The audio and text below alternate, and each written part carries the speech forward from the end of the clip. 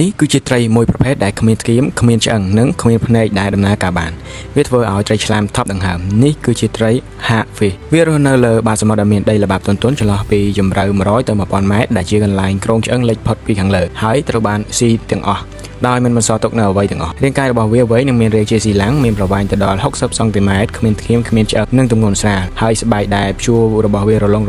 ដោយមិនភ្ជាប់គ្នាតាមបណ្ដាញប្រវែងភាគច្រើនរបស់វានៅពេលដែលវារងការគំរាមកំហែងវាបញ្ចេញទឹករំអិលពីក្រពេញរហូតដល់200ដែលចែកចាយពីពេញសារពាង្គកាយរបស់វាទឹករំអិ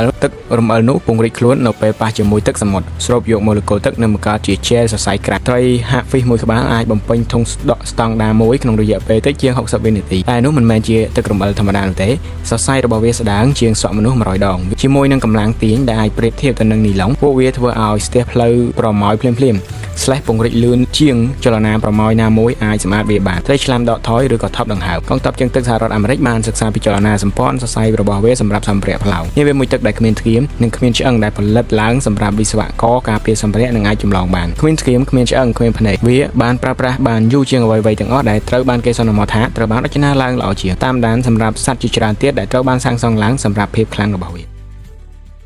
ក្រុមហ៊ុន Robotech មានលក់កុំព្យូទ័រ laptop mini PC និងគ្រឿងសង្ហារិមជាច្រើនផ្សេងទៀតបើសិនជាបងប្អូនត្រូវការសូមទៅណែនាំតាមវីដេអូខាងក្រោមនេះសូមអរគុណសម្រាប់ការទស្សនា